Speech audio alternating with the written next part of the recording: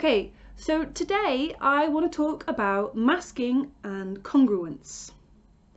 So let's get started with that. That was weird. I don't like that. I'm going to edit that out.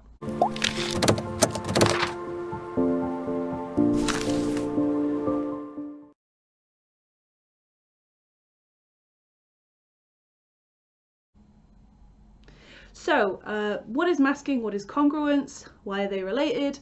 Right, masking. Masking is just a word for when you pretend to feel differently than you do, or pretend to be differently than you are.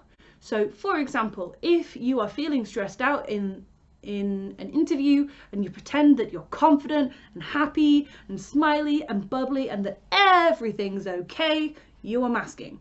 If you go to work and your job is as an air hostess and somebody pukes all over the floor and all down themselves, and you have to go and clean it up and pretend everything's fine and that you don't hate the job and that it's all good and that you're not trying not to puke and that you don't resent that customer at all, when actually you don't feel that way, you are masking. If you are somebody who has a tendency to fidget, to scratch, to jiggle their knee, and you have to consciously force yourself not to do it, you have to consciously force yourself not to do it, especially when you're on camera, then you're masking. So yeah, that's essentially it. You're just pretending somehow, pretending to be, do, think, feel differently than is actually true. Now, why do people do it? Well, I am an autism researcher, and autistic people do it because, well, a lot of reasons. One of the reasons is they want to appear normal. They want to seem like they are neurotypical, and they do that because they know that neurotypical people who don't understand autism tend not to be very accepting of weird people. In high school, in primary school, if you are different, you get bullied, you get picked on, you get abused, whatever. And that doesn't really change in life. People just get more subtle. People maybe just have those thoughts in their head and don't say them. But as people grow up, you know, if you're weird, you're eccentric, you still can and will get excluded, mocked, picked on, discriminated against, that one, and all the rest of it. You know, it's a lot safer and easier and better life for you if you pretend to be like everybody else. I'm not saying that's true, by the way. I'm saying that's what they think, and so it may well be true, but I can't say universally that it is. And also another reason for masking could be that maybe you're going through a tough time and you're not somebody who really feels comfortable sharing it with other people. So in order to not have to share personal stuff, you don't tell people, or you don't want people to worry. You don't want people to make fun of you because you think the reason you're upset might be silly. There are many different reasons that you might feel like you need to hide how you feel or who you are. You know, and there are times when you probably should. You know, if you're in an interview, you shouldn't show that you're nervous because confidence is inspiring and it draws people to you and you're more likely to get the job. You know, there are other times when you probably feel pretty angry at somebody and you just want to slap them in the face, but maybe you shouldn't, like if they're your boss or a colleague or if they're a real person. I mean, I'm not going to advocate violence, but you know, there are times when you really want to, and you just probably shouldn't in general. Yeah, there are plenty of situations where you're going to need to hide something about you, even if it's just how you feel. And that is damaging because congruence.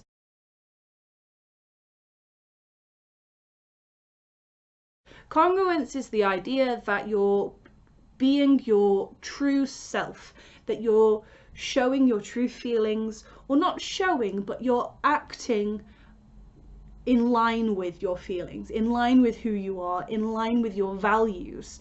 So, you know, maybe you're not a good person and you want to be. You value morality, you value having a conscience, you value all these things. So when you do something bad, that might be in line with who you currently are, but it's not in line with your values and what you want to be. And so that's going to make you feel like crap, you know. And of course it's going to make you feel like crap. You have a goal and you didn't reach it. Your goal was to be better, your goal was to be good, your goal was morality, your goal was to align with those values that you have, and you didn't do it, you know. Or like maybe you are going through a really tough time and you just want to burst into tears, sit on the floor and hug your knees and cry until everything goes away. But you can't, because you're not at home. You're at work. You're supposed to be studying. You're supposed to be doing something. You're with your friends. You're out shopping, whatever. Most of those places you probably can't get away with sitting on the floor crying with your head between your knees. You know, and if you could get away with it, you'd probably just be very, very embarrassed and asked to leave. So, you know, you do have to mask. There are times when you will feel like that you have to, like you don't have another option. But the problem is that you're then running the risk of not acting in line with what is inside, you know, and what makes you you. And this can cause something called cognitive dissonance, but I like to think of it more as emotional dissonance.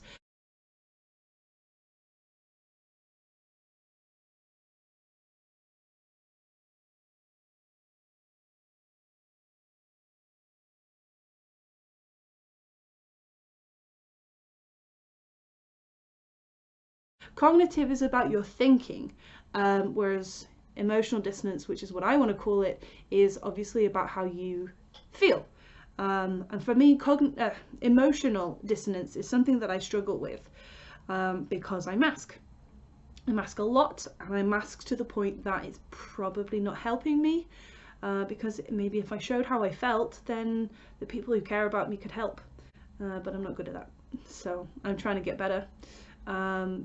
And as a result, there are a lot of times where I do feel emotional dissonance. And now that I'm talking about it, I'm realizing just how much that happens. But at the same time, there's got to be a happy medium between being dishonest with yourself and with other people and being true but still being appropriate, you know, somewhere in the middle. Like, so I'm still trying to work that one out for myself, because I think it could be really tough to act in line with those values and those feelings and your identity when there are circumstances that don't really permit it very well or very much. And I'll let you know when I work out how to do that and what the answer is. If you have any ideas about this one, please go ahead and put it down below. But you know, I think, as I've said before, it's important that we talk about this stuff. How are we supposed to get better if we don't talk about it? So yeah, congruence is a big problem. Not a problem, it's a big thing that we need to think about, and it can be a problem if you don't keep on top of how you're feeling and being honest about it and finding ways to channel it. And one way I'm doing that at the moment, actually, I do have one solution. One way I'm doing that is I'm trying to keep a diary of how I feel. Not writing about what I do in the day, not writing about anything in particular. I'm literally just, when I feel some emotion that I really need to talk to a therapist about right now, obviously I can't talk to a therapist, I don't have one. And even if I did have one, I wouldn't be able to do it right now. So instead I'm writing a diary and I'm writing down all my feelings. And that way, maybe I have to mask, but I still have my diary. So there are going to be times when maybe you're on a train and you feel crappy. That's fine. You've got time to write.